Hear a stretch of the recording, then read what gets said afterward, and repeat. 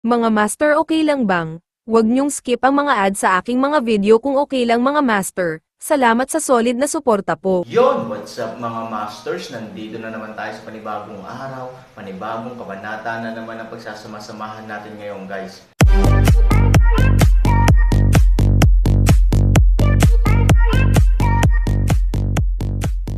Bali mga masters, kung bago ka pa lang po sa aking YouTube channel, please click the subscribe button, lalong-lalo na po yung notification bell guys, para maging connected pa rin tayo sa isa't isa at maging updated kayo sa mga susunod ko pang video. Bali mga masters, bago natin umpisahan ng kwento ay mag-shoutout po muna tayo para sa mga solid nating tagapakinig. Out kay Teo Habadis. Shout out kay Marvin Karandang. Yun na nga mga masters, no? Bali hindi na ito patagalin. In 3, 2, 1, let's go! Umuungol. Tulad ng isang dragon na lumalabas sa dagat, at tulad ng isang tigre na lumalabas sa kanyang hola, ang halimaw ng lava ay biglang bumangon muli mula sa lupa, na may nagngangalit na galit, at biglang binomba si Han Sanchen. Pulang dugo na ang mga mata ni Han Sanchen, at sa oras na ito, ang buong tao ay parang isang demonyo na dumating sa mundo, baliw na bumalik upang pumatay. Sa pagitan ng dalawa, may isa pang mapanirang labanan. Gayunpaman, sa pagharap sa nabuhay na muli at mas malakas na halimaw, sa pagkakataong ito si Han Sanchen ay mas malakas kaysa dati, ngunit ang kanyang aktwal na lakas ay mas malala. Matapos ang humigit kumulang 20 rounds, ang tugon ni Han Sanchen ay umabot sa desperado na punto. Wala siyang sinasabi tungkol sa pag-aaway, kahit na gusto niyang kumilos, ito ay naging lubhang mahirap. Ang kakulangan ng kapangyarihan ay nagsimulang lumawak ng walang hanggan, at si Han Sanchen ay nagsimulang umatras. Umuungol. Nang makita ito, ang halimaw ay mas mabangis, umuungal at naglulunsad ng mas mabangis na pag-atake kay Han Sanchen. Sa isang sandali, si Han Sanchen, na nagmamadaling humamon, ay naramdaman na ang tinatawag na tunay na kawalan ng pag-asa. Halos puno ng galos ang kanyang mga braso at katawan, at walang tigil ang pagdaloy ng dugo. Gayunpaman, walang plano ang lava monster na palayain siya. Hindi lang nito pinalakas ang opponent's iba, ngunit agresibo ding nilapitan si Han Sanchen, na nagpahiya kay Han Sanchen. Kung magpapatuloy ang laban, walang alinlangan na iisa lang ang magiging resulta. Si Han Sanchen ay dahan-daw ang pahihirapan hanggang mamatay sa kaiyahiyang paraan. Ngunit kung siya ay umatras at tumakas sa oras na ito, hindi lamang siya magkakaroon ng kahit kaunting dignidad, ngunit ang pinakamahalaga, si Han Sanchen ay hindi makakatakas ng napakalayo, at ang resulta ay kamatayan din. Kinagat niya ang kanyang mga ngipin at sinigawan ang bansa na 3,000 upang suportahan ito sa walang katulad na kahirapan, ngunit sa gitna ng patuloy na pilit na pagtatanggol, biglang lumitaw sa kanyang isipan ang mga kakaibang eksena. Nakita niya ang isang taong nakikipaglaban sa halimaw ng lava. Tila ang taong iyon ay ang kanyang sarili, ngunit tila wala siya sa kanyang sarili. Kahit na siya ay mukhang lubhang disadvantaged sa ibabaw, sa katunayan, ang kanyang mataktika at napakahusay na pamamaraan ay nagpapahintulot sa kanya na makaalis sa pinakamahirap na sitwasyon at patatagin ang kanyang sariling mga batayan. Si Han Sanchen ay nabighani. Mula sa simula hanggang sa wakas, hindi pa siya nakakita ng sinuman na maaaring gumamit ng gayong banayad na pamamaraan ng pag-atake. Para sa kanya, hindi lang ito kasing simple ng pagpapamangha kay Han Sanchen. Ang pinakamahalagang bagay ay ang mga the superb technique na ito ay ganap na nagbukas ng paningin at kaitulusan ni Han Sanchen. Ito ay lumabas na sa ilalim ng halos imposibleng mga pangyayari, ang mga tao ay maaari pa ring kumpletuhin ang counterattack at tiyaga sa ganitong paraan. Sa sumunod na segundo, ang larawan sa kanyang isipan ay tila biglang nawala, at ang lumitaw sa kanyang harapan ay ang biglaang halimaw na lava at ang parehong mabangis na pag-atake sa hitsura nito. Sa isang hindi malay na paggalaw ng kamay ni Han Sanchen, siya mismo ay labis na nagulat na, sa ilang kadahilanan, ang mga galaw ng mga taong nag-i-imagine sa kanyang isipan ay aktwal na lumitaw sa kanyang sariling mga kamay sa oras na ito.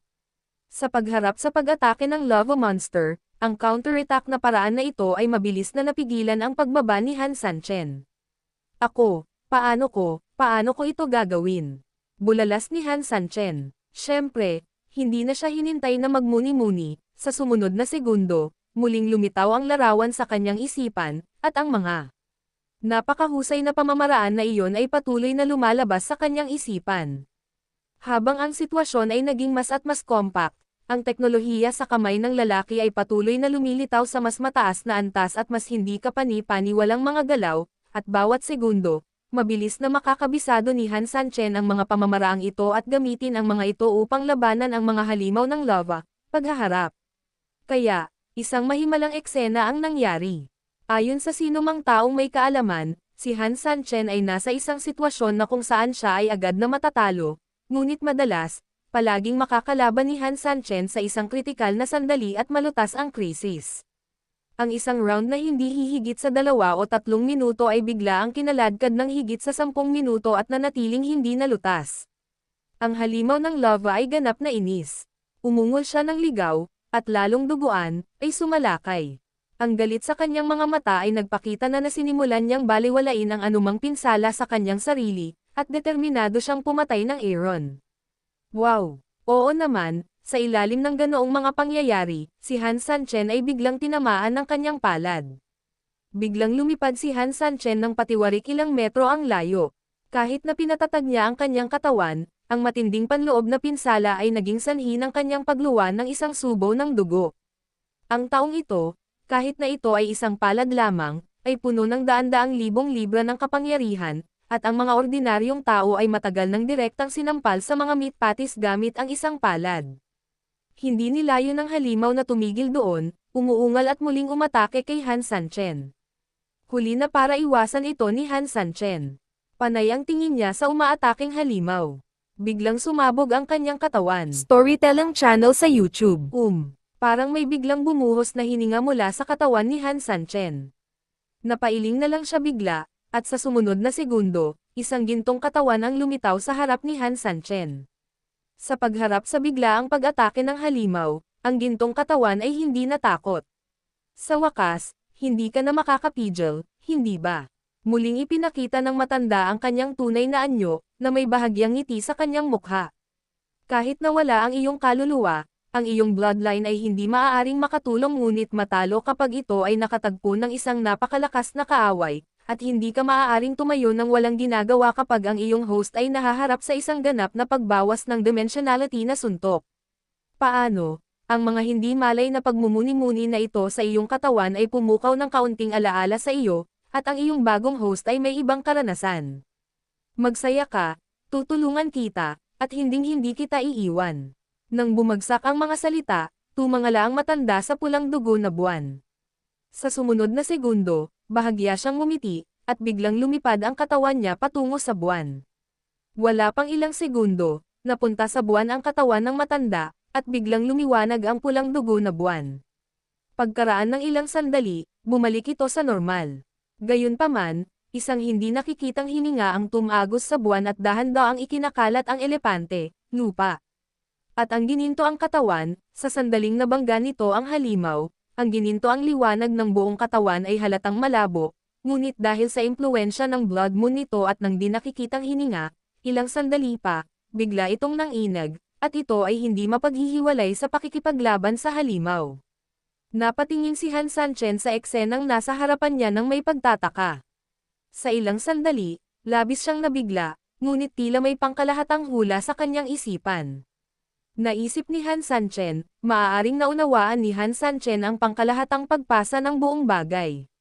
Nagsimula na rin siyang maunawaan kung bakit sasabihin ng matanda na ang mga taong iyon ay pinatay mag-isa. Sa isang tiyak na lawak, pinapatay ng mga tao ang kanilang sarili, ngunit ang sarili na iyon ay iba sa tunay na sarili ngayon. Siya nga ay ang kanyang sarili, ngunit mas dapat ang kanyang gininto ang katawan. Siya ay kabilang sa isang tiyak na Panginoon na namatay sa labanan dito. Minsan na nitong pinatay ang pamilyang Pei na pumasok dito. Nagsimula ring maunawaan ni Han Sanchen na ang mga figurang iyon na nakikipaglaban sa mga halimaw ng lava na nag-flash sa kanyang isipan ngayon ay hindi mga guni-guni, ngunit isang alaala na kabilang sa gininto ang katawan. Kapag kaharap ang kaaway sa mundo, o ang kaaway na nakaukit sa kanyang mga buto, ilang bagay na nakatatak sa alaala ay nagsimulang magising. At yung mga ngayon lang, ganyan.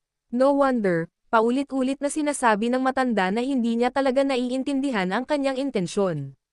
Ngayon ay tila alam na ni Han Sanchen na totoo nga ang sinabi niya. Talagang namiss niya ang pinakamahalagang bahaging ito. Ang lahat ay naipaliwanag ng lubusan at makatwirang sa oras na ito, at ang mga kakaibang larawan sa ambon ay nagsiwalat din ng kanilang tunay na kulay. Biglang hindi na natarante si Han Sanchen, at tila naiintindihan niya ang kahulugan ng bawat isa. The realm of heaven and earth, the realm of chaos, it turns out that it is not just that I am dumbfounded here. In fact, gusto niyang sabihin sa akin kung ano ang nangyari dito at kung ano ang gintong katawan sa aking katawan. Han 3,000 biglang natanto. Tumangala siya sa langit, at bagamat walang salita, puno ng pasasalamat ang kanyang mga mata sa matanda. Ang matandang nakatatanda ay maaaring hindi makapagsalita ng prangka sa kanyang sarili dahil sa isang bagay, kaya ginagamit niya ang ganitong uri ng oras at lugar upang ipaliwanag sa kanyang sarili. Sa pagkakataong ito, inamin ni Han Sanchen na hindi siya naparito ng walang kabuluhan. Ikaw ay ako ay ikaw, ngunit, ako si Han Sanchen, at saan ka sagrado? Tumingin si Han Sanchen sa gininto ang katawan at nakaramdam ng emosyonal. Nang makita ng lalaki sa labas ang kanyang gininto ang katawan, humigop siya sa kanya, at pagkatapos ay kinuha niya ang kanyang sarili upang magbel. At kahit na ang mga tao sa loob ng bilog ay tila alam ang orihinal na hitsura ng kanilang gininto ang katawan. Sila ang mga Panginoon noong sinaunang panahon. Naturally, ang gininto ang katawan na alam nila ay hindi isang ordinaryong pagkakakilanlan. Nalink sa katotohanan na mayroon siyang gayong pakikipag-usap sa pinakamalakas na tao sa pagbabawal, mahulaan ni Han Sanchen ang pagkakakilanlan ng kanyang gininto ang katawan, natatakot ako na hindi ito madali.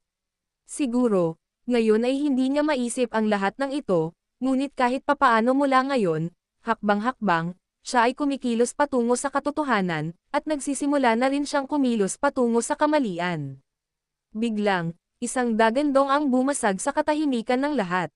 Nabasag ng lava monster ang gintong katawan at sumugod patungo sa Han Sanchen. Sa sandaling pinapanood niya itong umatake, naramdaman ni Han Sanchen na napakabagal na lumipas ng oras, at lahat ng uri ng mga nakaraang pangyayari ay nagsimulang lumabas sa kanyang isipan isa-isa. Tulad ng kapag ang isang tao ay malapit ng mamatay, naaalala niya ang kanyang sariling buhay. Sa sumunod na segundo, ang kanyang mga mata ay ganap na nagdilim, at may napakalaking muffled na tunog sa kanyang katawan, si Han Sanchen ay direktang lumipad palabas. Tuluyan na ring nawala ng liwanag ang kanyang mga mata sa oras na ito, at naging malabo rin ang kanyang malay. Tuluyan na siyang nalugmok sa kadiliman. Gayunpaman, hindi ito nakita ni Han Sanchen. Nang gawin ito ni Han Sanchen, ang blood moon ay nagsimulang direktang pumutok sa oras na ito, na nagiging hindi mabilang na kulay dugo na mga ilaw na direktang bumaril sa kalangitan. Nahulog sila sa halimaw ng lava tulad ng mga patak ng ulan. Pagkatapos nito, nagsimula silang maglabas ng liwanag, at ilang sandali, ginawa ng anti-Buddha ang lava monster sa isang madugong glow. Umuungol. Galit na umuungal ang halimaw. Halatang halos umabot na sa limitasyon ang sakit na dulot ng pulang ilaw ng dugo sa kanyang katawan. Boom! At iyong mga nawalang dugong ilaw ay parang hindi nawala. Sa ningning ng liwanag, ang mga gintong ilaw na nawala ay nagsimulang magtipon muli, at sa wakas ay nakumpleto ang paghalay, na bumubuo ng isang self-contained na katawan.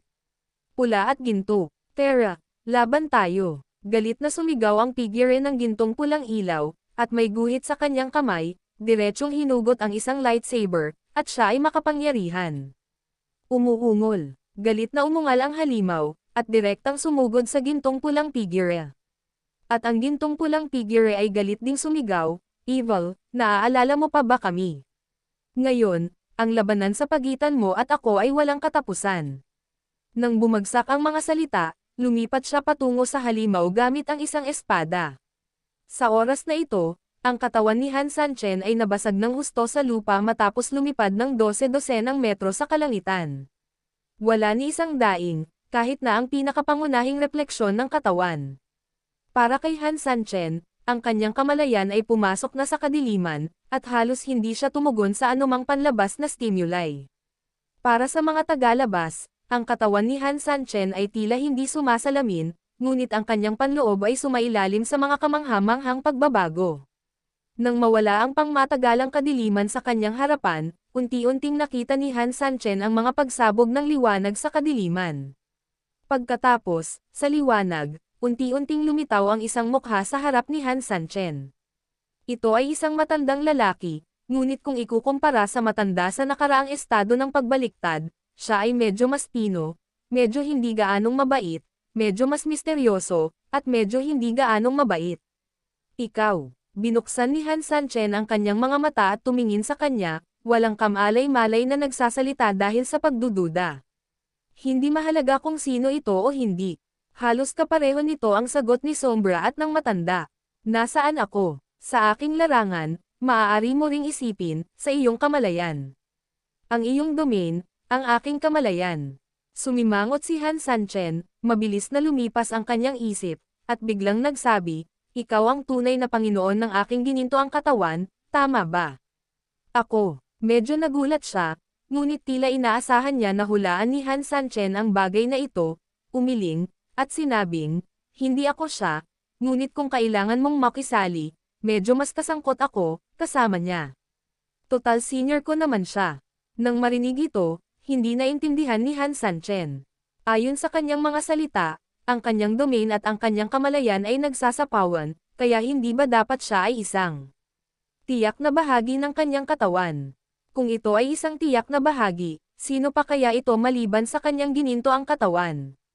Ngunit itinanggi niya na siya iyon ngayon, ngunit hindi niya tinanggihan ang kanyang relasyon sa kanya, na talagang nagpatalo sa mga monghe ni Han Sanchen na 2 talampakan. Huwag kang mag-alala, maupo ka at i-cross ang iyong mga paa. Ibinuka niya ang kanyang bibig, ngunit hindi nang ahas si Han Sanchen na magpabe, at nagmamadaling umupo ng masunurin habang sinasabi niya. Bahagya siyang ngumiti, at ang kanyang mga daliri ay nag-ipit ng kakaibang selyo. Tiningnan ito ni Han Sanchen ng matagal. Bagamat sa tingin niya ay simple lang ito, gusto niyang hubugin ito gaya ng ginawa niya. Kahit ilang beses nang subukan, hindi pa rin niya magawa. Nang makitang si Han Sanchen ay patuloy na naghahadjust ng kanyang mga kamay sa isang nanlulumo at ayaw na paraan, ang matanda ay bahagyang umiti, ang isip ay kalmado, at walang nakakagambalang mga kaisipan. Nang marinig ito, masunuring ipinikit ni Han Sanchen ang kanyang mga mata at isinubsob ang sarili dito ayon sa sinabi ng matanda. Biglang naramdaman ni Han Sanchen na may mali sa kanyang katawan, at nang dahan-dahan niyang imulat ang kanyang mga mata, isang kakaibang pagbabago ang nangyari sa ilalim ng kanyang mga paa. Yun na nga mga masters, no? Bali panibagong kabanata na naman yung natapos natin ngayong gabi. Muli, maraming salamat po talaga sa walang sawang suporta po sa aking YouTube channel na talagang inaabangan niyo po ang bawat upload ko po. Bali mga masters, magkita-kita ulit po tayo bukas ng gabi at ngayon po ay magpapaalam po muna tayo. Bali mga masters, bye-bye!